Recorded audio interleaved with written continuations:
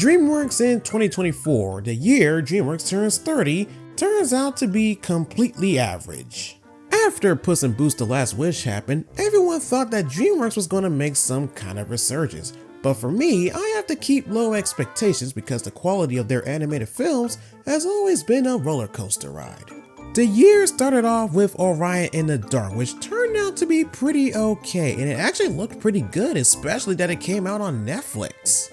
And then there's Megamind vs. the Doom Syndicate, and obviously this is where things start to decline from there. But hopefully the latest Kung Fu Panda movie will make things right. Yeah, so Kung Fu Panda 4 became the most disappointing entry in the franchise, which makes me wonder why even make the fourth one in the first place. Because I thought things ended off well in Kung Fu Panda 3, but I guess not. At that point, everyone thought there was no hope for DreamWorks this year. Or was there? The Wild Robot, giving Disney princesses a run for their money. Based on a book by Peter Brown, this is the greatest thing DreamWorks has ever made in a while. Chris Sanders first encountered the original book through his daughter and years later was offered an opportunity to direct a film adaptation at DreamWorks. The film uses a hand-painted aesthetic inspired by classic Disney animated films in the works of Hayao Miyazaki.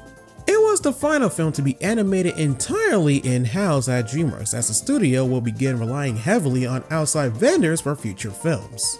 With that, the movie acquired a new task in theaters on September 27, 2024 and received acclaim and did pretty well in the box office. Now, I've never read any of the 3 books. Heck, I didn't even know the books even existed up until now. When I saw the first trailer for this, I knew I was in for a treat, especially how good this movie looks. And after watching it for the first time, it actually exceeded all of my expectations. It ain't Puss in Boots: The Last Wish, but it's still a masterpiece. The movie follows a story of Roz, a service robot shipwrecked on an island who must adapt to her surroundings, build relationships with the local wildlife, and become the adoptive mother of an orphan goose, Brightbill. Now, I've seen a few movies of humans stranded on an island, and most of the time they can feel pretty average. But when a robot is stranded on an island, that's entirely new. And this movie has a lot of emotions for a survival film, but don't let that alone fool you because it can get dark real quick. As a mother of 7. 6 babies. It's a full-time thing. 30 years later and DreamWorks still don't play by the rules. And one of the characters that I find mostly interesting is Brightbill, again an orphan goose who's an outcast from the rest of the community because he's different. And on top of that, he kinda struggles doing things independently, which leads him to rely on Roz for protection and guidance. Which mirrors many real-life situations where a child grows and begins to form their own identity. But the most interesting part about this movie for me is the world itself. Because you can clearly see that some parts of the world is completely submerged in the ocean, and considering that climate change is a big problem now, I'm honestly not that surprised. And the futuristic city honestly reminds me of the city from Next Gen. I never thought that movie would pop up in my head. And the ending was something that I wasn't expecting. And with this movie being based off the first book, I think, and there's 2 more, I wonder where the rest of the story is gonna go from there.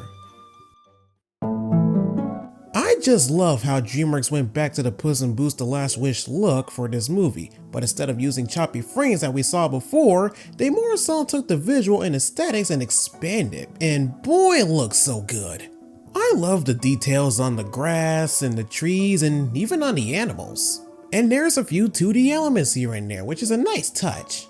And even though we rarely see the humans in this movie, they look like characters from Spirit Untamed. Yeah, that piece of garbage. And the world itself looks great. 3D animation has come a long way, hasn't it? It makes me wish that future DreamWorks films look like this from now on, because I would kill for a movie that looks like that again. But again, this is the last film that's going to be animated entirely in-house, so we may or may not see this style often. But right now, I'll just appreciate how visually good this movie looks. Man, DreamWorks has come a long way, haven't they? 30 years of storytelling, 30 years of comedy, 30 years of awesomeness. Even at their best and even at their worst, DreamWorks has always been a great animation studio, even when they make stuff like this. Even though some of their movies isn't that great, I'll always have the opportunity to go back to some of them. Except for Spirit Untamed, it has always been a disgrace. And while it's more likely that DreamWorks isn't gonna go back to 2D animation for their films, we might as well appreciate stuff like this.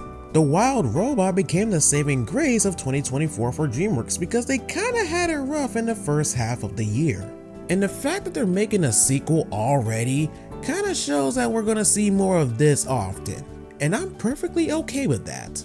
Though I can imagine DreamWorks making a biblical movie in this style. I mean, if they want to, but can you imagine that?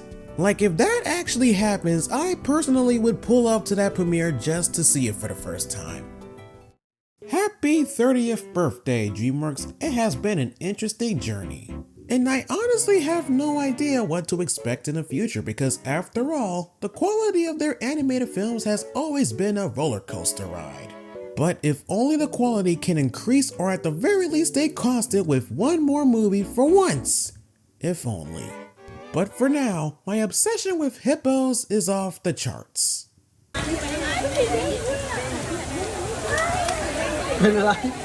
Like, come on, the thing is adorable.